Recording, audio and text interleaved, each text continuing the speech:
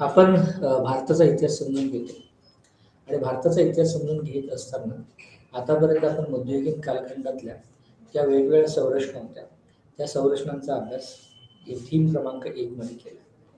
तर या थीम क्रमांक 1 मध्ये आपण प्रामुख्याने या मुघल कालखंडातल्या आणि सल्तनतीच्या कालखंडातल्या किंवा सुलतान पिरियडच्या आणि मुघल पिरियडच्या आपण राजकीय संरचना समजून घेतल्या.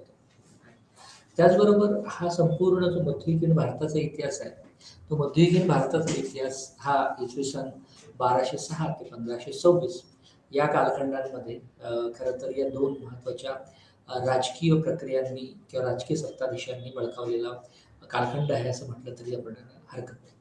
त्यातला एक जो महत्त्वाचा जो होता तो होता सल्तनतींचा कालखंड आणि दुसरा होता मुघलांचा कालखंड.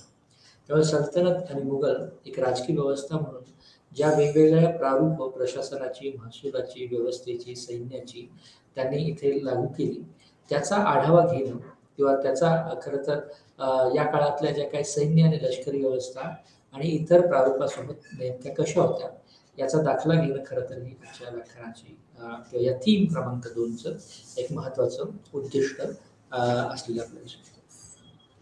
आणि याची जी पार्श्वभूमी आहे, म्हणजे हा जो संदर्भ आपण समजून घेण्याचा प्रयत्न करतोय, याची पार्श्वभूमी एक बृहत असा मध्ययुगीन भारताचा इतिहास आणि या मध्ययुगीन भारताच्या इतिहासामध्ये असलेल्या विविध पद्धतीच्या राजकीय प्रणाली आणि त्या राजकीय प्रणालीच्या अंतर्गत असलेले संघर्ष, त्या काही परकीय राजकीय व्यवस्था आणि काही एकदेशी राजकीय व्यवस्था किंवा ह्या ज्या काही परकीय राज्यव्यवस्था म्हणून इथे उभ्या राहिल्या होत्या, तिथे ऐक्यदेशीयांनी कशा पद्धतीने एक राजकीय प्रतिसाद दिला आणि संघर्षाची आणि सहमतीचे जे जे काही मुद्दे होते त्याचा आढावा आतापर्यंत आपण घेतलेला आहे. परंतु संघर्षाच्या आणि सहमतीच्या मुद्द्यांचा खरं तर मुद्द्यांनी मिळून हा मध्ययुगीन भारताचा इतिहास घडला गेलेला आहे, रचला गेलेला आहे आणि वेगवेगळ्या इतिहासकारांमध्ये काही बाबतीमध्ये जी मत्यैक्य झालेली आहेत, तर त्यामध्ये राजकीय प्रणाली आणि राजकीय प्रणालींसोबतच इतर अनेक संरचना या संदर्भातल्या आपल्याला विविध घडामोडी आणि घटना घटित त्याचे दाखले घेता येणं शक्य आहे. त्यामुळे आतापर्यंत आपण समजून घेतलं की इसवी सन पूर्व किंवा इसवी सन 1206च्या अगोदर एक वेगळा ट्रान्झिशनचा कालखंड इथे तयार झाला होता की ट्रान्झिशनच्या किंवा स्थित्यंतराच्या कालखंडामध्ये वेगवेगळ्या पद्धतीचे शहरीकरणासंदर्भातले मुद्दे आणि सगळे होते. परंतु 1206 नंतर एक विशेषतः दक्षिण किंवा मध्य आशियातून आलेल्या आक्रमणकर्त्यांनी, त्याचबरोबर स्थलांतरित वेगवेगळ्या सरदारांनी, अमीरांनी, हुंडारांनी एक वेगळ्या राजकीय प्रणालीचा ची रचना केलेली आपल्याला दिसून येते. त्यामध्ये सुरुवातीला सल्तनतीचा कालखंड होता, नंतर त्याला लढायासाठी किंवा त्याच्या विरोधात मंगोल आणि इतर अनेक अफगाण आणि ह्या सगळ्या खरं तर याच्यामध्ये वेगवेगळे आंतरविरोध त्या कालखंडामध्ये दिसून येत होते.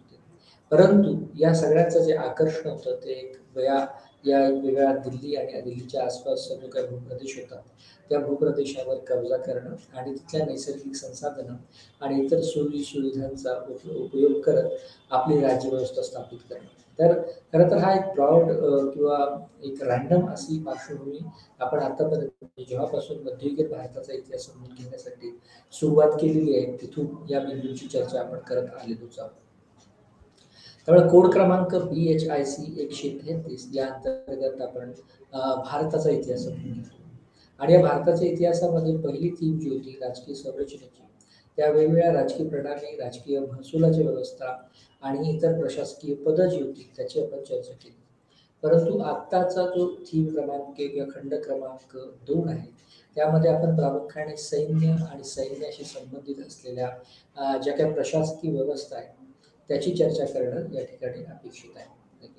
त्यामुळे हा संपूर्ण खंड क्रमांक 2 किंवा थीम क्रमांक 2 हा सैन्याशी संबंधित नेमक्या ज्या काही नवीन तरतुदी सल्तनती काळामध्ये आणि मुघलांच्या काळामध्ये लागू करण्यात आला, की ज्याच्यामुळे एक वेगळं सैन्य व्यवस्था उभारण्यामध्ये बल्लाढ मदत झाली आणि ते बल्लाढ्य सैन्य हे कुठल्याही राज्यकर्त्याचं किंवा साम्राज्य उभारणीचं एक अत्यंत महत्त्वाचं साधन बनलं आणि त्यामुळे याचे संदर्भ जे आहेत, या सैन्य उभारणीचे जे संदर्भ आहेत, त्याची जी पार्श्वभूमी आहे आणि त्या संदर्भात वेगवेगळ्या राजांनी मग ते सल्तनतीच्या कालखंडातल्या असू द्या किंवा मुघलांच्या कालखंडातल्या असू द्या, त्याने ज्या नवीन सुधारणा किंवा नवीन प्रणाली व्यवस्था स्थापिल्या त्याची चर्चा किंवा त्याच्याबद्दलचा विमर्श किंवा त्याची नोंद घेणं खरं तर एक प्रमुख उद्दिष्ट या व्याख्यानाचं आहे. त्यामुळे कुठल्याही राज्यकर्त्याची, कुठल्याही प्रशासकाची किंवा कुठल्या राज्यव्यवस्थेची जी घडी आहे किंवा त्या संदर्भातलं जे संरक्षण आहे ते संरक्षण करणाऱ्यातली महत्वाची आघाडी म्हणजे लष्कर असलेलं आपल्याला दिसतं. त्यामुळे मध्ययुगीन भारतापासूनच लष्कराचा किंवा हे जे काही वेगवेगळे आक्रमणकर्ते आणि स्थलांतरित राज्यकर्ते होते त्यांनी लष्करावर पुरेपूर लक्ष दिलेलं आपल्याला दिसून येतं.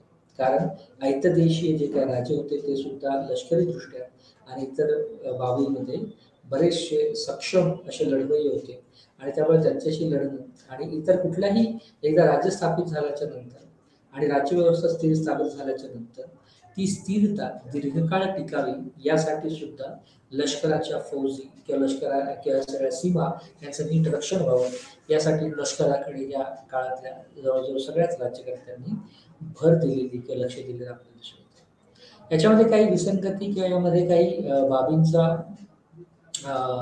कमी जास्तपणा आढळून येऊ शकतो. म्हणजे काही ठिकाणी एक संरचना सल्तनतीच्या काळामध्ये उदयास आली, परंतु मुघल कालखंडामध्ये त्याची प्रासंगिकता संपली किंवा त्याच्यामुळे एक वेगळ्या पद्धतीचे धोके तयार झाले, त्यामुळे मुघल कालखंडात ती बदलली. तर अशा काही योजना किंवा अशा काही व्यवस्था आपल्याला दिसून येऊ शकतात, परंतु प्रामुख्याने नेमकं लष्कर आणि त्या लष्कराच्या भोवतीचं असलेलं प्रशासकीय व्यवस्था ही कशी उभी राहिली आणि हे खरं तर या खंडाचं मुख्य लक्ष आहे. आणि या खंडाच्या लक्ष्यांमधला जो क्रमांक 8 आहे, म्हणजे विभाग क्रमांक 8 आहे, युनिट क्रमांक आहे, तो खरं तर डेडिकेटेडली आर्मी ऑर्गनायझेशन्स अँड मनसब सिस्टम्स याच्यावर उभा आहे. म्हणजे सैन्य संघटन किंवा ज्या ज्या काही सैन्य होते त्याचं संघटन नेमकं कशा प्रकारे होतं, कशा प्रकारे झालं, त्याचे फायदे तोटे, त्याचा उद्गम आणि त्याचा विकास हा एक त्यातला महत्त्वाचा धागा आहे. आणि मनसब व्यवस्था खरं तर ही मुघलांच्या काळामध्ये तयार झालेली एक व्यवस्था होती की ज्यानंतर या मुघल साम्राज्याच्या प्रशासकीय रचनेचा एक अविभाज्य भाग झालेला आपल्याला दिसून येतो.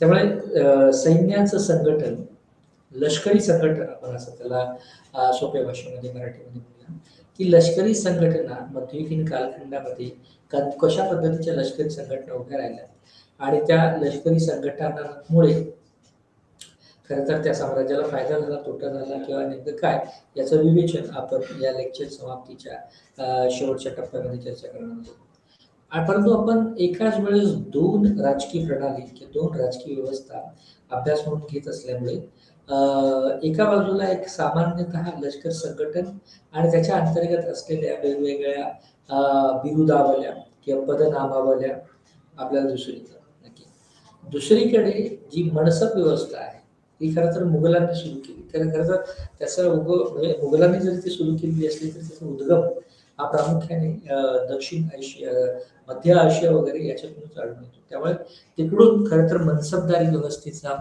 उदय होतो आणि भारतामध्ये मध्ययुगीन कालखंडामध्ये ती मनसब व्यवस्था एक चांगलं सैन्य बाळगण्यासाठी किंवा ते सैन्याचा व्यवहार अत्यंत चांगल्या पद्धतीने घडवून आणण्यासाठी अत्यंत खुबीने किंवा जशाच्या तशा त्या प्रणालीचा विकास आणि प्रारूप भारताच्या संदर्भात सुद्धा ठरवलं जातं किंवा मध्ययुगीन भारताच्या संदर्भात सुद्धा ठरवलं जातं.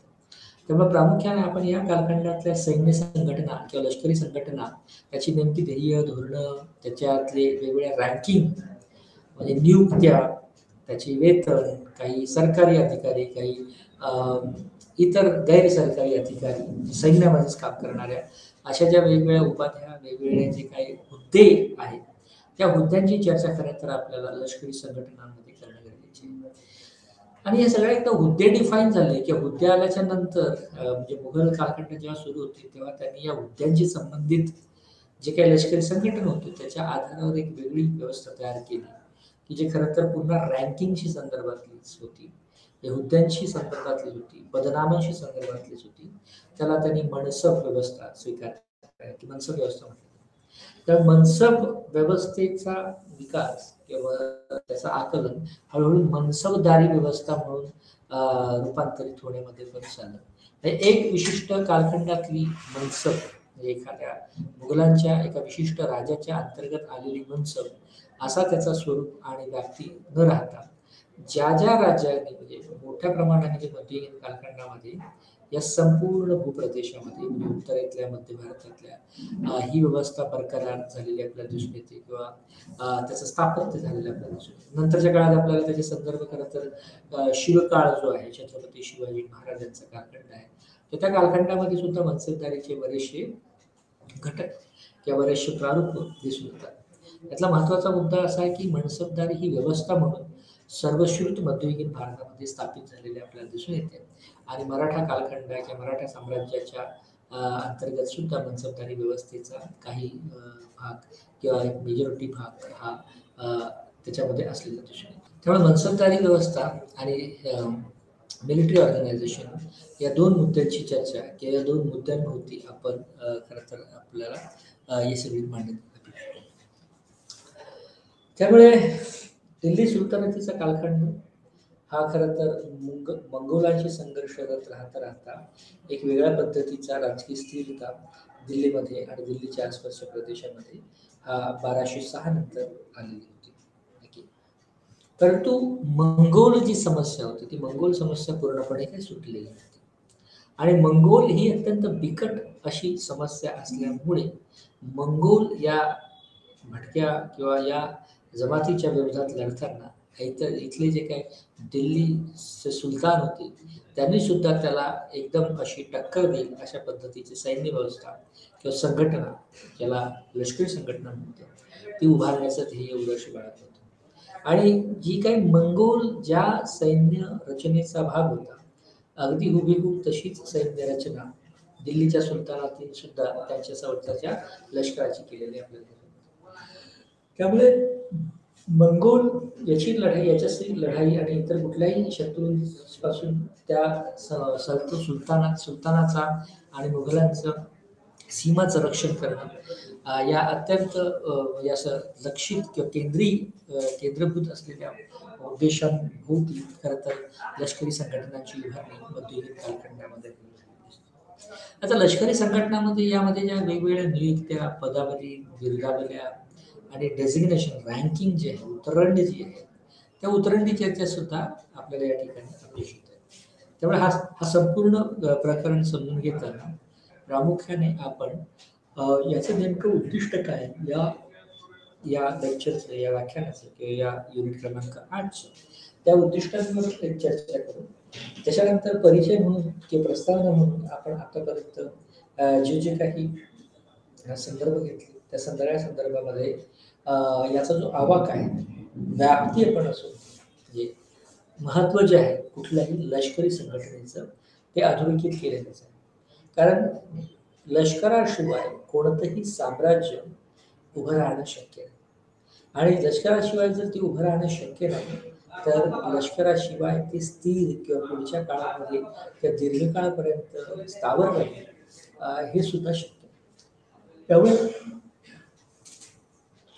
लष्करी संघटना यांनी या मध्ययुगीन कालखंडाच्या किंवा कुठल्याही देशाच्या राज्याच्या साम्राज्याच्या सीमा रक्षित करण्यामध्ये आणि ते साम्राज्य ती राज्यव्यवस्था स्थिर स्थावर आणि विस्तृत किंवा विस्तारीकरण करण्यामध्ये लष्कराने अत्यंत महत्त्वाची भूमिका बजावलेली दिसते. त्यामुळे लष्कराचं महत्त्व इथल्या या म्हणजे जे काही दिल्ली सुलतानशाहीतले राजे असतील किंवा मुघल शासनातले राजे असतील त्यांनी कोणीही लष्कराचं महत्त्व नाकारलं नव्हतं. काही ठिकाणी विशेषतः अल्बिरुनी हा स्वतः त्या काळातला तत्कालीन इतिहासकार म्हणून आपण ज्याच्याकडे ज्याची नोंद घेतो तो स्वतः असं म्हणतो की लष्कर म्हणजे सरकार आणि सरकार म्हणजेच लष्कर. म्हणजे लष्कराचं आणि कुठल्याही साम्राज्याचं नातं एवढं घनिष्ठ आहे की लष्कराच्या मदतीशिवाय किंवा लष्कराला उणे करून कुठलीही राज्यव्यवस्था टिकवू शकणार नाही. त्यामुळे या दोन्ही राज्यव्यवस्थेचा जो पाया घातला गेला ती होती दशमवली व्यवस्था. ही दशमवली व्यवस्था म्हणजे काय त्याची चर्चा आपण जेव्हा हे बिंदू विस्तृतपणे चर्चा करू त्याच्यात तर प्रामुख्याने दशमवली व्यवस्थेचा उद्गम हा पश्चिम आशियामध्ये, मध्य आशियामध्ये स्थापित झाला किंवा तिथे होता. तो तसाच्या तसा म्हणजे मंगोलांचं खरं तर ते प्रणाली होती ती तशीच तशी सुलतानशाहीने त्यांच्या सुलतान प्रशासनामध्ये किंवा सैन्याच्या किंवा लष्करी संघटनांमध्ये तशा पद्धतीच्या नियुक्त्या आणि तशा पद्धतीचं एक प्रारूप लष्कराचं त्यांनी बनवलं आणि मुघलांनी ते थोडंसं कॅरी फॉरवर्ड केलं किंवा मुघल कालखंडामध्ये त्या व्यवस्था हळूहळू तशा सुरू राहिल्या. त्यातल्या गैरसोयीच्या ठरणाऱ्या किंवा ज्या जास्त त्रास देतील किंवा ज्याच्यामुळे एक वेगळ्या पद्धतीचे लोक जसे की वजीर हे डोईजड होतील, तर अशा अशा मुद्द्यांभोवती वेगवेगळे नवीन नियम तयार करण्यात आले आणि ह्या व्यवस्था ओव्हरआर्चिंगली किंवा रूढार्थाने सुलतानशाहीच्या काळामध्ये पण सुरू राहिली आणि मुघलांच्या काळामध्ये पण सुरू राहिली. त्यामुळे प्रामुख्याने आपण हे जे दोन्ही राजकीय व्यवस्था आहेत, या दोन्ही राजकीय व्यवस्थांमध्ये ज्या पद्धतीचं सैन्य होतं,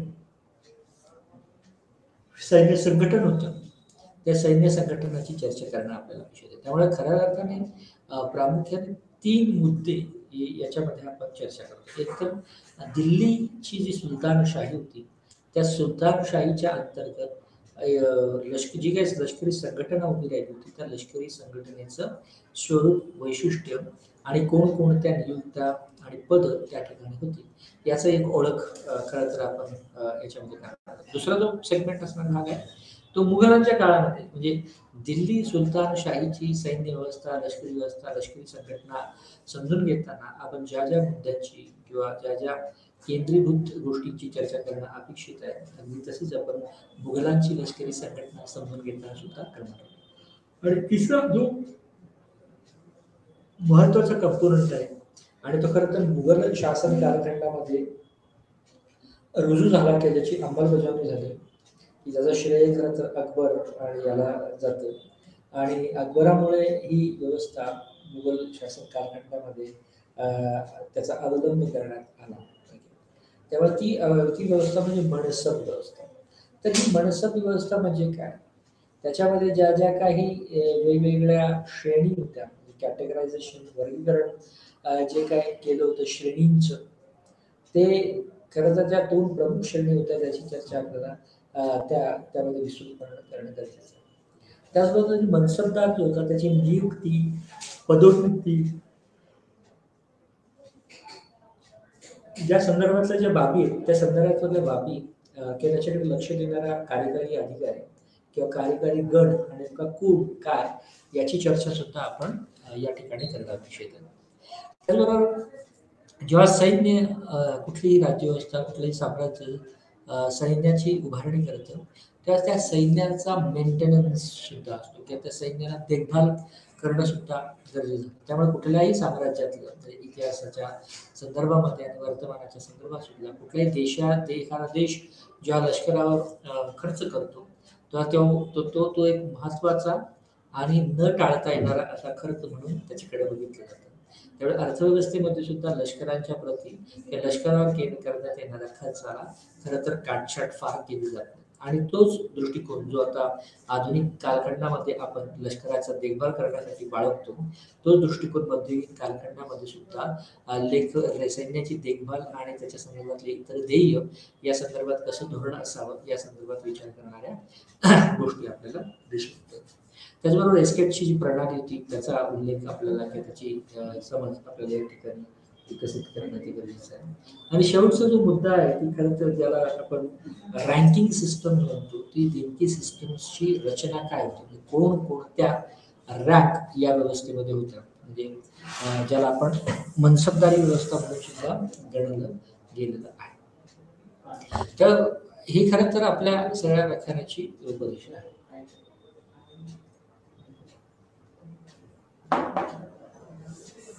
आता या ठिकाणी काय उद्दिष्ट की आपण हा जो धडा आहे की ज्यामध्ये लष्करी संघटन आणि प्रशासन व्यवस्था असं जे त्याचं शीर्षक देण्यात आलेलं आहे, हे जर नीट समजून घेतलं तर आपल्याला कोणकोणत्या गोष्टींचा उलगडा यातून होणं अपेक्षित आहे. तर याद्वारे आपण 2 महत्त्वाच्या राजवटी ज्या आहेत की ज्याचा राजकीय इतिहास आपल्याला सर्व ज्ञात असतो, परंतु त्याचा आर्थिक आणि इतर जे विशेषतः सैन्य इतिहास याच्या संदर्भात फार कमी कमी माहिती असते. तेव्हा आपल्याला या प्रकरणाद्वारे दिल्ली सुलतान किंवा ज्याला आपण रूढार्थाने सुलतानशाही म्हणतो, त्या सुलतान सल्तनतीच्या कालखंडातली लष्करी संघटना, त्याची संपूर्ण स्वरूप, व्याप्ती, खोली समजून येते. त्याच पद्धतीने मुघलांची जी काही संघटना होती, खरं तर मुघलांचीही लष्करी संघटना होती, तर त्या मुघलांच्या लष्करी संघटनेचं आणि दिल्ली सुलतानाच्या किंवा दिल्ली सल्तनतीच्या लष्करी संघटनेचं स्वरूप, प्रारूप, व्याप्ती, खोली याचा आढावा घेणं हे एक महत्त्वाचं उद्दिष्ट या ठिकाणी बाळगलेलं आहे. आता त्याचबरोबर दिवाणी अर्ज, ते टायपिंगमध्ये मिस्टेक झालेली, परंतु दिवाणी अर्ज हे या व्यवस्थेचं किंवा ही सगळी व्यवस्था सांभाळण्यामधलं एक महत्त्वाचं पदनाम आहे, डेझिग्नेशन. त्याच्याद्वारे आपल्याला दिवाणी अर्ज, रावती अर्ज, अर्ज-ए मुमालिक असे जे काही वेगवेगळ्या कॅटेगरीज या ठिकाणी होत्या, खरं की ज्या सैन्य विभागाची वर्गवारीतल्या कॅटेगरीज आहेत. सैन्य विभाग समजून घेताना या सगळ्या वर्गवारीची चा उल्लेख करणं गरजेचं आहे. त्याचं नेमकं कार्य आपल्याला वगैरे समजून, म्हणजे त्यामध्ये दिवाणी अर्ज आहे, रावती अर्ज आहे, अर्ज-ए मुमालिक आहे, या सगळ्या गोष्टींची चर्चा, त्याचं कार्य आणि महत्त्व समजून घेताना आपण करू. त्याच्यावर मीर बक्षी हा एक महत्त्वाचं पदनाम या कालखंडामध्ये किंवा या सगळ्या सैन्याची रचना समजून घेताना मीर बक्षी एक महत्त्वाचा अधिकारी म्हणून समोर येतो. त्यामुळे तर मीर बक्षी याची नेमकी कर्तव्य काय, अधिकार काय आणि संपूर्ण राज्यव्यवस्थेमध्ये तसं नेमकं स्थान काय. त्यामुळे या प्रकरणाद्वारे आपल्याला मीर बक्षी या पदनामाची व्यक्तीची ओळख होणार आहे आणि त्याचबरोबर त्याचं कार्य, कर्तृत्व आणि त्याचं ऐतिहासिक स्थान या संदर्भातली माहिती आपल्याला या ठिकाणी मिळेल. त्याचबरोबर जसं आपण सांगितलं की मुघलांचा कालखंड जसा सुरू येतो तसं लष्करांमध्ये वेगवेगळे बदल उघडताना दिसतात आणि हे बदल आपल्याला वेगवेगळ्या पद्धतीच्या लष्करी जे काही गोष्टी आहेत त्याच्यामध्ये ते बदल आपल्याला दिसून येतात. तेव्हा लष्करामधले किंवा सैन्यांमधले जे काही बदल आहे, म्हणजे सुरुवात ज्यांनी केली ते अकबर, त्याचा आपण कॉम्प्रिजन्स केला, अकबराची सैन्य व्यवस्थेच्या संदर्भातलं योगदान आपल्याला या निमित्ताने समजून येऊ शकतं. आणि त्याच्या आधिपत्याखाली जी काही व्यवस्था सुरू झाली होती, मनसबदारी व्यवस्था, त्याची मूलभूत वैशिष्ट्ये नेमकी काय, म्हणजे त्याच्या जसे काही चांगल्या गोष्टी आहेत तशा काही मर्यादा, परंतु या दोन्हींच्या चर्चेमध्ये किंवा नेमकं या मनसबदारी व्यवस्थेचं वैशिष्ट्य काय, म्हणजे ही कशाच्या फायद्यासाठी किंवा मनसबदारी व्यवस्था आल्यामुळे त्या काळात नेमकं काय बदल झाला याची चर्चा सुद्धा आपल्याला करणं अपेक्षित आहे. आणि त्यामुळे त्याद्वारे आपण मनसबदारी व्यवस्थेच्या मूलभूत वैशिष्ट्याची चर्चा करणार आहोत. त्याच्या सुरुवातीच्या कालखंडामध्ये ही जी मनसब व्यवस्था की जी मध्य आशियातून स्वीकारण्यात आली, की जी जशीच्या तशी स्वीकारण्यात आली, ज्याला दशमवली असा शब्दप्रयोग वापरला गेला, म्हणजे कुठल्याही एका पदाच्या 10व्या एककामध्ये ती सगळी गोष्ट किंवा ते सगळे उद्दिष्ट किंवा त्या सगळ्या गोष्टी करणं अपेक्षित आहे. तर त्यामुळे ती जी पद्धत आहे दशमवली, तर त्या दशमवली पद्धतीमध्ये हळूहळू बदल करण्यात आला किंवा जाट आणि सवार हे जे काही दोन महत्त्वाच्या कॅटेगरीज होत्या त्याच्यामध्ये पण कालानं परत बदल होत गेलेले आपल्याला दिसून येतात. त्यावेळेस सुरुवातीच्या कालखंडामध्ये जाट आणि सवार याचं जे स्वरूप होतं ते वेगळं होतं, परंतु नंतरच्या गैरसोयीच्या बाबी काढून टाकून नवीन पद्धतीचं स्वरूप त्याचं बनवलं गेलं. त्यामुळे एका अर्थाने सैन्य आणि याच्यातल्या ज्या व्यवस्था होत्या त्या अत्यंत महत्त्वाच्या जरी असल्या तरी सुद्धा दुसऱ्या बाजूला त्या लवचिक होत्या आणि त्या गरजेनुरूप त्याच्यामध्ये काही बदल जिथे शक्य आहे आणि जिथे गरजेचे आहे तिथे होत असताना आपल्याला दिसून येतो. आणि प्रामुख्याने मनसबदारी व्यवस्थेमध्ये महत्त्वाचे बदल जे आहेत ते 17व्या शतकात घडून आलेले आपल्याला दिसून येतात. तर 17व्या शतकात घडलेल्या बदलांची माहिती आपल्याला या व्याख्यानामध्ये. आता आपण या ठिकाणी प्रमुख जे काही संरचना आहेत सैन्यामधल्या त्या सैन्यामधल्या रचना तर समजून घेणारच आहोत. ओके. परंतु हे जी सैन्य व्यवस्था आहे की जसं आपण बरणीचं जे वाक्य उद्धृत होते की राज्य हे सैन्य आहे आणि सैन्य हेच राज्य आहे. तर एवढा घनिष्ठ संबंध सैन्य व्यवस्थेचा कुठल्याही राजकीय व्यवस्था उभा करण्यामध्ये असतो.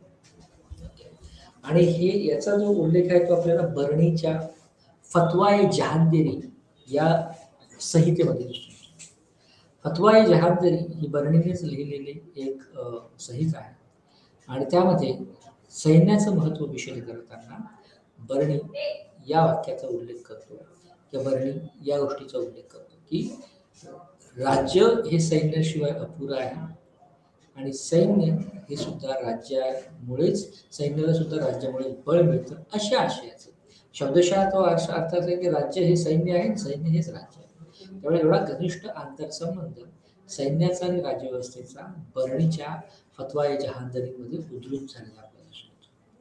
आणि सल्तनतीचा कालखंड जसं आपण समजून घेण्याचा प्रयत्न करणार होतो, पण सल्तनतीच्या कालखंडामध्ये किंवा सुलतानशाहीच्या त्या ऐतिहासिक पटामध्ये मंगोल हे एक वेगळ्या पद्धतीचे कल्प्रिट्स किंवा शत्रू म्हणून उभे राहतात. त्यामुळे उत्तर किंवा हा सगळा दिल्ली केंद्रित जो काय उत्तर भारत किंवा नॉर्थ वेस्टर्न फ्रंटियर्स आहे हे सगळे सतत युद्धवतगत अवस्थेमध्ये असलेले आपल्याला दिसतात. आणि सतत युद्धवत अवस्थेत असल्यामुळे सैन्य व्यवस्था त्याच्याकडे लक्ष देणं, त्याची देखभाल करणं, त्याचा योग्य वेळी निगा राखणं आणि त्याच्या द्वारे त्याचं साम्राज्य विस्तार आणि साम्राज्याचं बळकटीकरण करणं हा सगळा खरं तर लष्कराचा ध्येय असतो. त्यामुळे सल्तनतीच्या कालखंडामध्ये सुद्धा एक वेगळ्या पद्धतीच्या रचनांची स्वीकृती करण्यात आली. नंतरचा जो बल्बन या राज्याच्या बल्बन याने सुद्धा सैन्याला महत्त्व दिलं होतं. कारण वायव्य हा जरी त्याचा प्रमुख राजकीय भूभाग असला तरी वायव्यच्या पलीकडे सुद्धा बल्बनने स्वतःचे किल्ले बनवलेले दिसतात. कारण त्या काळात लष्कर आणि किल्ल्यांचं सुद्धा एक घनिष्ठ नातं संबंध आपल्याला दिसून येतात.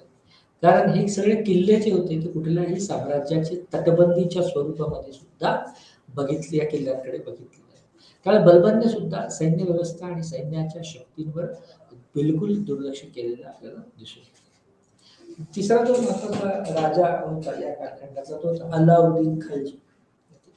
तर अल्लाउद्दीन खलजीने सुद्धा या सैन्याचा आणि किल्ल्याचा जो परस्पर संबंध आहे तो हेरून तो ओळखून ज्या किल्ल्यांची डागडुजी सुरू केली होती त्यामध्ये जुन्यांसोबत इतर जे नवीन किल्ले होते त्याच्या डागडुजीचा सुद्धा भाग त्याच्या डागडुजी सुद्धा कार्य घडून आलेले दिसून येतात. कारण हे किल्ले एक कुठल्याही साम्राज्याच्या तटबंदी किंवा त्याचं संरक्षण म्हणून बघितलं जातं. त्यामुळे सैन्याचा भाग हा खरं तर सैन्यामध्ये वेगवेगळ्या नियुक्त्या होत असतात. पण प्रमुखात त्यामध्ये शस्त्र पुरवठा करणारे सैन्य, धान्य उपलब्ध करून देणारे सुद्धा सैन्याची जबाबदारी असते किंवा जनावरांसाठी गुरांसाठी चारा. त्यामुळे युद्धजन्य परिस्थितीमध्ये स्वतःकडे शस्त्रास्त्रांचा पुरेसा पुरवठा, धान्याचा आणि बैलासाठी वैरण, गायींसाठी वैरण याचा पुरवठा हे बघणं हे सुद्धा या सैन्यातल्या महत्त्वाच्या पदाधिकाऱ्यांचं लक्ष किंवा उद्दिष्ट असलेलं आपल्याला दिसून येतं. या सगळ्या विवेचनामधून आणि त्याचे जे तांत्रिक मुद्दे आहेत म्हणजे कुठल्या पदनामाला काय अधिकार होते, काय कर्तव्य होते आणि त्याचे नेमके अजून जे काही विविध 1-2 अंग आहेत त्याची चर्चा या ठिकाणी होणार आहे. परंतु याचं सगळ्याचं अन्वयार्थ असा आहे की मुघल सैन्य हे सुलतानशाहीच्या तुलनेमध्ये अत्यंत बलशाली निघाला. कारण आणि त्याचे एक जे कारण त्यांनी मनसबदारी व्यवस्था पण स्वीकारली. मनसबदारी व्यवस्था दिल्ली सल्तनतीने स्वीकारली. परंतु दिल्ली सल्तनत आणि मुघल प्रशासन याच्यामध्ये बराचसा फरक आपल्याला दिसून येतात. परंतु ओव्हरआर्चिंगली किंवा कन्क्लुजिव्ह म्हणून मुघल साम्राज्य हे सुलतानशाहीचा पुढचा टप्पा असल्यामुळे ते सुलतानशाहीच्या तुलनेमध्ये बलवान असं सैन्य होतं. आणि त्यामुळे जे डेझिग्नेशन्स होते वेगवेगळे ते मुघलांच्या कालखंडामध्ये वाढलेले. जसं आपण सांगितलं की ती मनसबदारी जी व्यवस्था होती ती लवचिक व्यवस्था म्हणून सुद्धा त्याच्याकडे गणलं गेलं. त्यामुळे परिस्थितीनुरूप संकटानुरूप त्याच्यामध्ये वेळोवेळी बदल होत गेले. म्हणजे मनसबदारी व्यवस्थेचे स्वतःचे काही नियम होतेच, परंतु जर परिस्थिती आणि संकट वेगळं असेल आणि तात्पुरतं त्या नियमांना मुरड घालणं जर शक्य असेल, तर तसं वेगवेगळ्या राज्यांनी केलेलं आपल्याला दिसून येतं. त्या या मनसबदारी व्यवस्थेमध्ये वेगवेगळे घोडेस्वार याची सुद्धा नियुक्त्या करण्यात आल्या आणि या घोडे या सगळ्यांची नोंद आणि या सगळ्यांची नियमित हजेरी हा सुद्धा या नंतरच्या जो काही उभी राहिलेली मनसबदारी व्यवस्था होता त्याचा एक अविभाज्य भाग किंवा वैशिष्ट्य म्हणून त्याच्याकडे बघता येणं शक्य आहे. आता आपण सुलतानतीच्या कालखंडामधली जी काही सैन्य व्यवस्था होती ती नेमकी कशी होती त्याचा आढावा या ठिकाणी आपल्याला घेणं गरजेचं आहे. जसं आपण सांगितलं की सुलतानीचा जो कालखंड होता, सुलतानशाहीचा जो पिरियड होता, तो सततचा युद्धाचा असा प्रसंग त्या ठिकाणी असायचा किंवा सततच्या युद्धजन्य परिस्थिती ही सुलतानशाहीमध्ये विशेषतः उत्तरेमध्ये दिसून येत होती. आणि सुलतानने स्वतः वेगवेगळे लक्ष बाळगली होती की त्यांनी कोणकोणते प्रदेश काबीज करावे आणि त्यासाठी सैन्य व्यवस्थेची सैन्य संघटनेची अत्यंत निकड किंवा नितांत केली होती. त्याचबरोबर मंगोलांसारखा शत्रू हा सतत एक वेगवेगळी आव्हानं दिल्लीच्या सुलतानशाहीला देत होता. मंगोलांना सुद्धा इथे एक वेगळं राजकीय प्रणाली उभी करून त्यांचं स्वतःचं राजकीय वजन आणि खरं तर राज्यव्यवस्था ताब्यात घेणं हेच त्या काळातल्या कुठल्याही संघर्षाचं अंतिम परिणत असायचं. त्यामुळे मंगोल आणि सुलतान हे खरं तर एका लक्ष्यासाठी किंवा हे खरं तर आपसातले स्पर्धक होते असं आपल्याला दिसून येतं. परंतु जी काही सुलतानाने लष्करी संघटना उभारली त्या लष्करी संघटनेची प्रेरणा ही मंगोल होती. कारण मंगोलांच्या देशामध्ये किंवा जे मंगोल ज्या विभागातून स्थलांतरित झालेले होते त्यामध्ये ही जी गुणांकाची जी पद्धत होती म्हणजे ती गुणांकाची पद्धत लष्कराचं खाते किंवा लष्कराच्या नोंदी त्याची देखभाल करण्यासाठी सोयीची मानली गेलेली आहे. आणि ही जी गुणांक व्यवस्था म्हणून गणली गेली त्याचा अध्यक्ष हा तुमान या नावाने ओळखला गेला. तर तुमानाच्या अंतर्गत ही दशबलम व्यवस्था दिल्ली सुलतानशाहीच्या काळात आणि दिल्ली सुलतानशाहीच्या लष्करी संघटनेचा अविभाज्य भाग बनलेला त्या काळात. आता दशबलम व्यवस्था म्हणजे काय, तर पहिल्यांदा एक युनिट किंवा एक त्याच्यानंतर समजा उदाहरण द्यायचं की लोकल स्थानिक पातळीवर अत्यंत छोटं एकक असतं, नंतर ग्राम पातळीवर एक एकक असतं, जिल्हा पातळीवर एक एकक असतं, राज्य पातळीवर नंतर देश पातळीवर आंतरदेश वगैरे. तर इथे एक एकक जे आहे म्हणजे समजा आपण आता घोड्यांच्या संदर्भात जर सांगितलं तर एक एकक गुणिले 10 गुणिले 10 असं खरं तर ते एकक म्हणजे 100, 1000, 1000, 10,000, 10,000 अधिक संख्या वगैरे. त्यामुळे कुठलीही एक संख्या त्याला 10 ने गुणाकार करणं याचा जे हिशोब आहे तो दशलम व्यवस्था म्हणजे 10 पट वाढीव संघटन सैन्य वाढत जाणं असं खरं तर एक उपलक्ष या दिल्लीच्या लष्करी संघटनेचं होतं. तर एक एकक 100चं असतं तर त्याला 10ने जर गुणलं तर त्याची संख्या येते 10,000. तर अशा प्रमाणामध्ये किंवा अशा व्यस्त प्रमाणामध्ये खरं तर या दिल्ली सुलतानशाहीची लष्करी संघटना होती. त्यामुळे हा आणि म्हणजे खलजीचा जो काळ होता त्या खलजीच्या काळात सरखेल नावाचा एक सरखेल ही सुद्धा एक उपाधी बिरुदावली होती. म्हणजे सरखेल हा जवळजवळ 10 घोडेस्वाराचा प्रमुख होता. त्यामुळे 10 घोडेस्वाराचा प्रमुख सरखेल आपल्याला या ठिकाणी या व्यवस्थेचा भाग या दशबलम व्यवस्थेचा भाग म्हणू शकतो. त्याच्यावरचा जो काही अधिकारी होतो होता सिपाहा सालार. सिपाह सालारमध्ये जवळजवळ 10 सरखेल याच्या नियुक्त्या आपल्याला या ठिकाणी दिसून येतात. सरखेलवरचा जो अधिकारी होता तो होता मलिक. तर मलिक हा 10 सिपाहा सालारांचा प्रमुख म्हणून सुद्धा गणला जातो आणि 10 अमीरांचा जो काही प्रमुख आहे तो मलिक, 10 मलिकांचा जो प्रमुख आहे तो खान.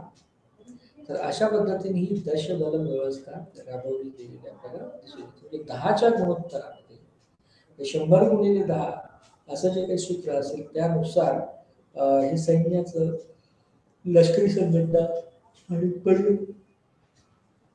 घडत गेली. त्याचं पुन्हा एकदा आहे म्हणजे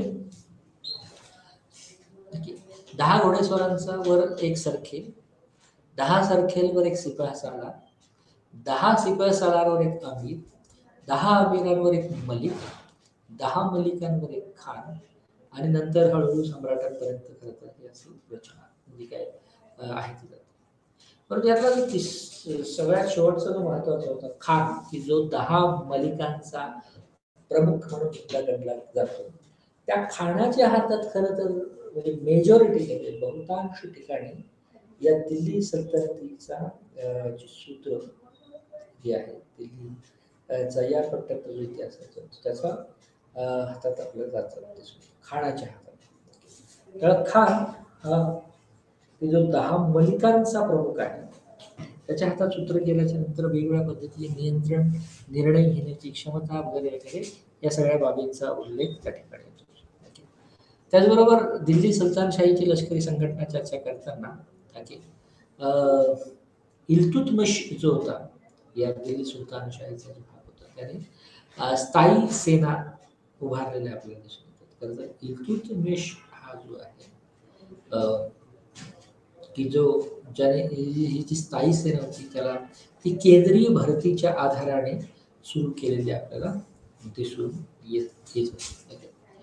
त्याचबरोबर म्हणजे उदाहरणार्थ इल्तुतमिश, बलबन आणि इतर प्रांतीय सेना सुद्धा आपल्याला दिसून येतात. पण प्रामुख्याने सैन्य संघटन हे खरं तर घोडेस्वार, घोडदळ, पायदळ, हत्तीदळ म्हणजे गजदळ ज्याला आपण असं म्हणूया, जानदार, या सगळ्या गोष्टींवर किंवा या गोष्टींचा उल्लेख आपल्याला या सुलतानाच्या लष्करी संघटनेमध्ये करता येणे शक्य आहे. कारण बलबनने कबलई आला म्हणजे केंद्रीय नियुक्त्या सैन्यामध्ये केल्या. बलबनच्या कालखंडामध्ये प्रत्येक सैन्य अधिकारी किंवा सैन्यामध्ये काम करणारा कुठलाही माणूस याने नियमित परेडमध्ये सामील होणं हे निकडीचं बनलं किंवा गरजेचं बनलं. त्याचबरोबर बलबनच्या काळामध्ये जे काही घोडेस्वार होते ते घोडेस्वार ज्या घोड्यांची चा इतिहास त्या घोड्यांची होते त्या घोड्यांची पुनर्गणती होऊ नये म्हणून त्याच्यावर शिक्का मारणं हे सुद्धा कालखंड हे सुद्धा योजना बलबनच्या कालखंडामध्ये सुरू झाली की ज्याला नाव दिलं गेलं दाग ओ चेहरा, जी घोड्यांच्या गणतीच्या संदर्भातली एक महत्वाची कल्पना. या सगळ्यांबरोबर म्हणजे घोडेस्वार दिल्ली सुलतानशाहीच्या लष्करी संघटनेचा भाग होते. त्याजवळ 2 तलवारी ठेवायचे, एक तलवारी ही थोडी काठीची आणि एक तलवारी लहान ठेवणे वगैरे अशा पद्धतीची एक व्यवस्था आपल्याला या ठिकाणी दिसून येते. हत्तीचा जो उपयोग होता तो म्हणजे घोडे हे जरी चपळ असले तरी हत्ती हे प्रवाहाच्या विरोधात म्हणजे नदी ओलांडताना नदीचा जो प्रवाह त्याच्या विरोधात सुद्धा मनुष्य प्राण्यांना किंवा सैन्यांना सुखरूप नेण्याचं काम करत असताना आपल्याला या काळखंडामध्ये दिसून येतं. या म्हणजे नदीच्या पल्ल्यात जाण्यासाठी हत्तीचा उपयोग केला सैन्य करायचे. घोडेस्वार 2 तलवारी बाळगायचे. पायदळामध्ये शिपाई होते की ज्याला खरं तर पायक या नावाने संबंध गेलेला आपल्याला दिसून येतो. तर पायक हा पायदळ होता, शिपाई सुद्धा, परंतु शिपाई या पदासह तो सुरक्षा रक्षक, द्वारपाल इत्यादी काम सुद्धा आपल्याला करताना दिसून येत होता. सुलतानाच्या लष्करी संघटनेचा भाग म्हणून सम्राट म्हणजे सुलतान होता प्रमुख सगळ्या राज्याचा, त्याचे अंगरक्षक होते की ज्याचं पदावली किंवा बिरुदावली ज्याला जानदार असं म्हटलं गेलं होतं. त्यामुळे जानदार म्हणजे सुलतानाचे अंगरक्षक. आणि म्हणजे विशेषतः बलबन हा जो काय राज्यकर्ता होता त्या बलबनने स्वतः जवळजवळ 1000 अंगरक्षक बाळगलेले आपल्याला त्या काळामध्ये. आणि बलबनने 1000 अंगरक्षक बाळगून सुद्धा बलबनला त्या सगळ्यांची नावं आणि माहिती इत्थंभूत होती. म्हणजे एवढे त्या काळातल्या राज्यकर्त्यांच्या छोट्या छोट्या गोष्टीही लक्षात ठेवणं हे महत्त्वाचं होतं. अशा पद्धतीचं खरं तर जानदारांचं आणि सुलतानांचं नातं होतं. जानदार म्हणजे सुलतानाचे अंगरक्षक. ओके. परंतु या सगळ्या म्हणजे घोडदळ, पायदळ, हत्तीदळ, जानदार इत्यादी सोबतच पहलवान आणि धावक, ओके, की जी खरं तर सैन्य दलाचा भाग म्हणून गणली गेली. परंतु हे सुद्धा एक महत्त्वाचे अधिकारी म्हणून या लष्करी संघटनेचे भाग असलेले आपल्याला दिसून येते. त्या दिल्ली सल्तनतीच्या कार्यकाळामध्ये सैन्य विभाग सुद्धा असलेला आपल्याला दिसून येतो. याचा प्रमुख हा दिवाने अर्ज, रावती अर्ज, अर्ज-ए मुल्की वगैरे वगैरे या नावाने ओळखला जातो. तर हा सैन्य विभाग हा सुरुवातीला वजीरांकडे होता, किंवा वजीर हा जो होता खरं तर तो महत्त्वाचा माणूस होता. कारण त्याच्याकडे नागरी व्यवस्था प्रशासन, त्याचबरोबर सैन्य शक्ती प्रशासन हे दोन्ही गोष्टी याच्याकडे बलबनकडे होत्या. तर बलबनच्याच कालखंडामध्ये केंद्रीय भरती सुरू झाली. त्यांनी नियमित परेड कार्यान्वित केली. त्याने घोड्यांची गणती, पुनर्गणती होऊ नये म्हणून दागो चेहरा अशा अशा व्यवस्था सुरू केल्या. ओके. सुरुवातीच्या केल्या. पण सुरुवातीच्या काळामध्ये वजिराकडे नागरी व्यवस्था आणि सैन्य शक्ती याचं जो नियंत्रण होतं ते बलबनने काढून टाकलं. कारण बलबनला असं वाटलं होतं की वजिराचा जो काही वजन आहे या सगळ्या प्रक्रियेत वाढेल आणि वेगवेगळ्या पद्धतीच्या सत्तेला धोका त्यामुळे तयार होऊ शकतो. ओके. त्यामुळे ह्या सगळ्या गोष्टी या ठिकाणी बलबनच्या कालखंडामध्ये आपल्याला दिसतो. आता बलबनचा जो कालखंड होता त्या बलबनच्या काळामध्ये सैन्य विभागाचा जो प्रमुख होता त्या सैन्य विभागाच्या प्रमुखला इमाद उल मुल्क असं म्हटलेलं आपल्याला दिसून येतं. आणि त्याचबरोबर ज्या प्रांतीय सेना होत्या, त्या सेनेची कार्यालय होती. त्या कार्यालयामध्ये जे काही प्रमुख होते ते होते हशमय अतराफ असं म्हणून त्याला ओळखलं जायचं. त्यामुळे नंतरच्या कालखंडामध्ये या सगळ्या सैन्य अधिकाऱ्यांना वेतन सुरू झालेलं होतं. पण सुरुवातीच्या काळामध्ये या ठिकाणी वेतन नव्हतं. तर वेगवेगळी गावं त्यांना महसुलासाठी किंवा त्यांना इतर सोयीसाठी ती बक्षिशी म्हणून देण्यात येत होती. तर त्याला इक्ता म्हटलं गेलं. त्याला इक्ता असं सिस्टम म्हटलं गेलं. म्हणजे खरं तर मुरलँड नावाचा जो इतिहासकार आहे तो याला छोटे छोटे इक्ते, म्हणजे एक गाव म्हणजे एक इक्ता. त्यामुळे वेतनाऐवजी गावच आणि त्या गावाचा महसूल, त्या गावाचे अधिकार त्या विशिष्ट सैनिकाला देण्यात आले. याबरोबर त्यामुळे हा एक महत्वाचा इक्ता सिस्टम जी आहे, इक्ता व्यवस्था सुद्धा जिथे वेतन नव्हतं, म्हणजे सुरुवातीच्या टप्प्यामध्ये सुलतानशाहीच्या कालखंडामध्ये वेतन देण्याची प्रथा नसल्यामुळे गावं बक्षिशी म्हणून, महसुलाची रचना म्हणून, महसूल गोळा करण्याचं परवानगी म्हणून देण्यात येत होती आणि त्याच्यातून वेगवेगळे इक्ते दान करण्यात आली या सैन्याला आणि त्याच्यातून एक वेगळी इक्ता व्यवस्था सुरू झालेली आपल्याला दिसून येते. त्यामुळे बर्णी च्या नुसार म्हणजे बर्णीचं जे काय लिखाण त्या काळात आढळतं त्याच्यामध्ये तो म्हणजे सैन्य प्रमुख या सगळ्या व्यवस्थेचा जो उल्लेख करतो, सैन्य व्यवस्थेचा, तो असं म्हणतो की राजा जो असतो हा सेनेचा मालक आहे आणि मी म्हणजे तो सैन्य प्रमुख हा सेना प्रमुख आहे आणि सेना जी काय काम करते ती राज्यातल्या प्रजेचं रक्षण करते. त्यामुळे सैन्य व्यवस्थेचं आणि लष्करी संघटनेचं महत्त्व अशा पद्धतीने एका सैन्य प्रमुखानेच केल्याचं बर्नीच्या दाखल्यानुसार आपल्याला दिसून येतं. त्याचबरोबर पुढचं जो काही लष्करी संघटना आहे ती म्हणजे मुघलांची लष्करी संघटना. या मुघलांच्या लष्करी संघटनेमध्ये खरं तर ती दक्षिण आशियामधून ही सगळी व्यवस्था जी काही उभी राहिली तर ज्याला मनसबदारी व्यवस्था म्हटलं गेलं. त्यामुळे मनसबदारी व्यवस्था ही मुघलांच्या कालखंडामध्ये सुरू झालेली आपल्याला दिसून येते. त्यामुळे मुघलांचं जे लष्करी संघटन आहे ते प्रामुख्याने मनसबदारी व्यवस्थेवर उभं राहिलेले आपल्याला दिसून येते. मनसबदारी व्यवस्था म्हणजे मनसब ही खरं तर रँकिंग सिस्टम, हुद्द्यांची पद्धत होती. या वेगवेगळ्या पद्धतीचे हुद्दे या काळामध्ये झाले, त्याच्या नियुक्त्या करणं वगैरे वगैरे ही सगळी कार्यक्षेत्र, ही सगळी कामं या प्रक्रियेचा भाग म्हणून घडली गेली. परंतु मुघलांची लष्करी संघटनेचा आधार दोन होते. एक होती मनसबदारी व्यवस्था आणि दुसरं होत्या घटक शाखा. त्या मनसबदारी व्यवस्था एकीकडे आणि दुसऱ्या त्याच्या वेगवेगळ्या घटकांच्या शाखा अशाही होत्या. तर मुघलांनी सुद्धा मंगोल आणि सुलतान यांनी ज्या दशमलक व्यवस्थेचं पालन केलं होतं ते पुढे चालू ठेवलं. त्यामुळे मुघल सेना याने सुद्धा ही दशमलक व्यवस्था चालू केली. फक्त याच्यामध्ये एक बदल किंवा फरक एवढाच होता की मुघल जी सेना होती ती प्रत्यक्ष नियंत्रण या सगळ्या व्यवस्थेचं सैन्याचं करत होती आणि दिल्ली सुलतानशाही होती ती अप्रत्यक्ष नियंत्रण या सैन्याचं करत करत होतं असल्याला आपल्याला दिसून येतं.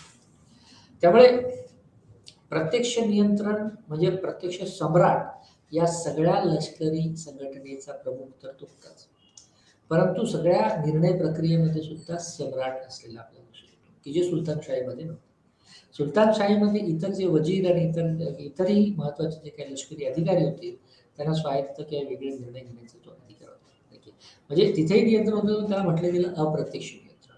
मुघलांच्या लष्करी संघटनेमध्ये प्रत्यक्ष नियंत्रण आपल्याला दिसून येतं.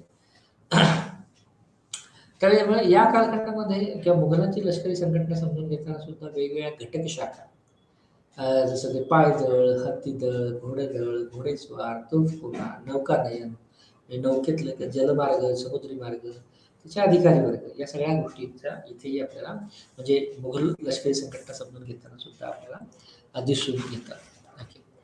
परंतु मुघलांची जी लष्करी संघटना होती ती खरं तर बहुजातीय किंवा वेगवेगळे वंश जसे की इराणी, तुर्की, अफगाणी आणि राजपूत या सगळ्यांचं संमिश्रण आपल्याला मुघलांच्या लष्करी संघटनेमध्ये असलेलं आपल्याला दिसून येतं आणि या सगळ्यांचं मिळून मुघलांची सैन्य व्यवस्था बनलेली आहे. तर ह्या ज्या काही घटक शाखा आहेत पायदळ, हत्तीदळ, घोडदळ इत्यादी इत्यादी, त्यातलं पायदळ म्हणजे जे की जमिनीवरचं जे सैन्य आहे की ज्याच्याकडे फार मोठे असे बलाढ्य शस्त्रास्त्र नाहीये, पण त्या तो जमिनीवरचा सैनिक आहे, तर त्याला पायदळ म्हटले गेले की ज्याचं पायी चालणे किंवा पायाद्वारेच शत्रूवर आक्रमण करणे असा असा जो काय होता पायदळ. तर हा पायदळाचा जो प्रमुख होता त्याला पियाद गान किंवा अहशाम असं म्हटलं गेलं होतं. त्याला पायदळाचा प्रमुख पियाद गाव होता. त्याच्या प्रमुख ड्युट्याज किंवा कर्तव्य काय होती तर भाला धरणे, भाला फेकणे, ओके, तलवार चालवणे, ओके, बंदूक धारण करणे, बंदुकीचा मारा करणे, ओके, हे इत्यादी इत्यादी ही सगळी कामं या जे खरं तर शमशेर बिन म्हणजे जो पायदळीतला जो माणूस तलवार चालवायचा तो शमशेर बिन या नावाने सुद्धा ओळखला गेलेला आपल्याला दिसून येतो. याबरोबरच इतर जे निम्न दर्जाची कामं होती ती सुद्धा या सैन्य किंवा लष्करी संघटनेचाच महत्वाचा टप्पा होती, जसं की कुली. आता कुली जे कार्यक्षेत्र होतं त्याला दरबान असं सुद्धा या ठिकाणी म्हटलं गेलेलं होतं. म्हणजे ओके, त्याचबरोबर काही इतर सेवक सुद्धा या सैन्य व्यवस्थेमध्ये होते की ज्याला खिदमतिया म्हटलं गेलं आणि या खिदमतियांचा जो प्रमुख होता तो खिदमितिया दल म्हणून सुद्धा त्याची गणना आपल्याला या ठिकाणी केलेली दिसून येते. हत्ती किंवा हत्ती दळामध्ये किंवा गजदळ जे होते, खरं तर हत्ती ह्या कुठल्याही साम्राज्यामध्ये एक भव्यतेचं प्रतीक म्हणून त्याच्याकडे बघितलेलं आपल्याला दिसून येतं. कारण हत्तीचा सुद्धा एक महत्वाचा जो उपयोग सैन्य लष्करी संघटनेमध्ये होता तो म्हणजे वजनदार ज्या तोफा होत्या त्या वजनदार तोफांचं वहन करण्यासाठी हत्ती दळ किंवा गजदळाची मदत घेतली जायची. नदी नाले ओलांडण्यासाठी हत्तींचा उपयोग केला जायचा. प्रवाहाच्या विरोधात म्हणजे नदीच्या संदर्भात हत्ती वापरला जायचा. हत्तीची जी सोंड होती त्या हत्तीच्या सोंडेला सुद्धा वेगवेगळ्या धातूची प्लेट बसवलेली त्या काळात होती. त्याच्यावर सुद्धा तलवार आणि कट्ट्या अशी त्याचं रोपण केलेलं होतं आणि त्यामुळे हत्तीच्या सोंडेने सुद्धा त्याच्या वाटेत येणारे शत्रूचे जे सैन्य होतं त्या सैन्याचा खात्मा करण्याची रचना या काळात हत्ती दळ या ठिकाणी केली होती. तर याचबरोबर हत्तीमतच आणि या सगळ्या बाबतीसोबतच उंट, खेचर, बैल यांचा सुद्धा वापर या लष्करी संघटनेमध्ये किंवा या सैन्य दळामध्ये केलेला आहे. घोडेस्वार किंवा घोड्याचं सैन्य खरं तर याला it's a flower of army असं म्हटलं गेलं होतं. म्हणजे कुठल्या या रचनेत सेना जी होती तर सेनेचा फुलाचा जो काही भाग असेल फुलासारखं या घोड्यांच्या महत्व गणलं गेलेलं आपल्याला दिसून येतं. आणि घोडेस्वार सवारी असेल त्याचे दाखिली वगैरे अशा पद या घोड्यांच्या स्वाराच्या संदर्भात होते. दाखिलीमध्ये सुद्धा दोन गट किंवा तट आपल्याला दिसून येतात. बारगीर की ज्याचं काम हत्यार किंवा बारगीर जो म्हणजे बारगीर नावाने ओळखला जाणारा जो घोडेस्वार होता त्याचं हत्यार आणि पोशाख हे सरकार द्यायचं. आणि दुसरा जो होता तो होता सिलहदार. खरं तर तो प्रायव्हेट घोडेस्वार म्हणून त्याच्याकडे बघितलं जायचं. त्याला स्वतः व्यक्तिशः त्याचे हत्यार आणि पोशाखाची हे करायची, विकत घेतलं जायचं. त्याचबरोबर वेगवेगळ्या कुमकी सैनिक म्हणजे विशेष कार्यासाठी सुद्धा वेगवेगळे कुमकी सैनिकांची रचना या ठिकाणी केलेली दिसून येते. आता तोफखाना म्हणजे कुठल्याही तोफेच्या म्हणजे तोफा हा सुद्धा एक महत्वाचा शस्त्र साठाच्या किंवा शस्त्राच्या दृष्टिकोनाची गोष्ट आहे. तेव्हा तोफखाना विशेषतः या मुघल लष्करी संघटनेचा सुद्धा भाग होता. म्हणजे विशेषतः हुमायून जो होता, हुमायूनकडे 21 तोफा आणि 700 बंदुका एवढं शस्त्रास्त्र हुमायूनकडे असलेलं आपल्याला अकबराकडे 150 तोफा होत्या. आणि या तोफखान्याचे सुद्धा वेगवेगळे प्रमुख या ठिकाणी आपल्याला असलेले दिसून येतात. जसं की हुमायूनच्या कालखंडामध्ये जो तोफेचा प्रमुख होता तो रुमी खान म्हणून ओळखला गेला. अकबराचा जो काही तोफखाना प्रमुख होता तो पोर्तुगाल होता किंवा पोर्तुगीज होता. बाबर जो होता, बाबर हा ऑटोमन तुर्क जे होते ज्यामध्ये उस्ताद अली कुली खान वगैरे होते, मुस्ताफा खान हे त्या तोफखान्याचे प्रमुख असलेले दिसून येते. आणि जो दारा होता त्या दाराचा तोफखान्याचा जो प्रमुख होता तो एक वेनिशियन प्रवासी जो होता मानुषी असलेला आपल्याला दिसून येतो. त्याचबरोबर वेगवेगळे सैन्य किंवा जलाच्या संदर्भातल्या ज्या काही गोष्टी होत्या नौकानयन वगैरे, परंतु ते लष्कराच्या दृष्टीने ते नौकानयन आपल्याला या ठिकाणी दिसून येत होतं. यासह वेगवेगळे सैन्य अधिकारी किंवा अधिकाऱ्यांचा एक वर्ग मुघलांच्या लष्करी संघटनेत होता. त्यातला एक महत्वाचा अधिकारी होता तो म्हणजे की जो सैन्य विभागाचा प्रमुख म्हणून गणला गेला तो होता मीर बख्श. त्यावेळेला मीर बख्श याचं कार्य काय होतं, ते घोड्यावर शिक्का मारणे, घोड्याची गणती करणे आणि त्याची देखभाल करणे, निगराणी राखणे वगैरे. तर परंतु म्हणजे हा त्या काळातल्या सगळ्या या प्रक्रियेतला विशेषतः महालातला जो काही महालातले जे रक्षक होते त्या रक्षकाचा प्रभारी म्हणून सुद्धा मीर बक्षीकडे बघितलं गेलेलं आहे. त्यावेळेला मीर बक्ष किंवा बक्षी हा खर तर तो मुख्य सेनापती नव्हता, त्यामुळे नेतृत्वाचे गोष्टी त्याच्याकडे नव्हत्या, परंतु देखभाल, नियोजन, नियुक्त्या या सगळ्यांमध्ये मीर बक्ष आपल्याला आढळून येतो.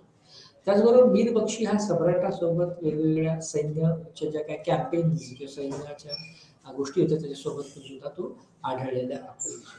त्यामुळे मुघल साम्राज्यामध्ये प्रामुख्याने मीर बक्षी हे किंवा 3 प्रकारचे मीर बक्षी आढळून येतात. आणि ते खरं तर त्या पदाच्या क्वालिटीज म्हणून सुद्धा आहे. म्हणजे एक जो पहिला की जो उच्च श्रेणीतला मीर बक्ष हा हे जे डेजिग्नेशन होतं ते शहजादे अमीरांशी संबंधित होते की त्याचं कार्यक्षेत्र हे होतं. दुसरा जो निम्न दर्जाचा मीर बक्ष होता तो त्याचा संबंध मनसबदारांशी येत असे. आणि जो तिसरा होता मीर बक्षी खरं तर ते वेतन निश्चितीच्या संदर्भातल्या वेतन नियुक्त करण्याच्या संदर्भातला जो काय वर्ग होता की ज्याला योमीनदार असं म्हटलं जातं. त्या योमीनदार हा एक मीर बक्षीचाच प्रकार, की त्या जबाबदाऱ्या त्याच्याकडे होत्या. म्हणजे वेतन देणारा, वेतनाच्या वृद्धी करायची की नाही करायची, त्याच्या नियुक्ती करायची इत्यादी. तर ह्या सगळ्या मुघल लष्करी संघटनेचा. आता सगळ्यात महत्वाची जी काही व्यवस्था या कालखंडात उभी राहिली होती ती म्हणजे मनसबदारी व्यवस्था. मनसबदारी व्यवस्थेमध्ये खरं तर त्या सैन्याचा दर्जा ठरवणे, त्याचं वेतन ठरवणे आणि त्या कुठल्या त्याच्या दर्जानुसार त्याला किती सैन्य, किती घोडे, किती हत्यार द्यायचं याचं नियंत्रण करणारी खरं तर ही व्यवस्था म्हणजे मनसबदारी व्यवस्था म्हणून गणली. आणि प्रामुख्याने मनसबदारी व्यवस्थेमध्ये काही ठिकाणी वेतन सुरू झालेलं सैन्याला दिसतं. म्हणजे सुरुवातीच्या कालखंडामध्ये गावं जी दिली जायची त्याच्याऐवजी आता वेतन म्हणजे सुरुवातीला इक्ता व्यवस्था होती, इथे थोडीशी काही ठिकाणी म्हणजे या व्यवस्थेने बदलत गेली. ही सुद्धा मनसबदारी ही पश्चिम आशियाई, दक्षिण आशियाई व्यवस्था म्हणून गणली गेली, की ज्याच्यामध्ये स्थान मुद्दा एक महत्वाचा ठरत असताना दिसतो. सुरुवातीला एका पदासाठी म्हणजे नंतरच्या काळात या दुहेरी श्रेणी म्हणजे जात आणि सावर तयार झाल्या. तर सुरुवातीच्या काळात एका हुद्द्यासाठी त्या प्रमाणामधल्याच मनसब त्या प्रमाणामध्येच गोष्टी केल्या जायच्या. ओके. म्हणजे जर समजा 500 मनसब असतील, तर 500 मनसबांना 500 सैनिक. तसं सुरुवात नंतरच्या काळामध्ये ते बदलत गेलं. म्हणजे त्याचा रेशो हा बदलत गेलेला आपल्याला दिसून येतो. त्या मनसबदारांच्या सुद्धा 3 श्रेणी नंतरच्या काळामध्ये दिसून येतात. विशेषतः 1595 96च्या काळामध्ये. ओके. म्हणजे घोडेस्वारांची संख्या ओके, ही जात एवढी असावी. जात हा एक प्रकार आहे. त्यामुळे तो सुद्धा प्रथम शिर्डीचा मनसबदार म्हणून धरला गेला. जात संख्येच्या अर्धी ज्याच्याकडे घोडेस्वार होते तो खरं तर द्वितीय श्रेणीतला मनसबदार. घोडेस्वाराची संख्या आणि जात संख्येच्या नियमापेक्षा कमी असणे हे तिसऱ्या प्रकारचं मनसबदारीचं पद म्हणून गणलं गेलं. सवार हा सुद्धा एक महत्वाचं पद म्हणून या ठिकाणी घेतलं गेलं. तर अशा पद्धतीच्या खरं तर एक रँकिंग व्यवस्था होती.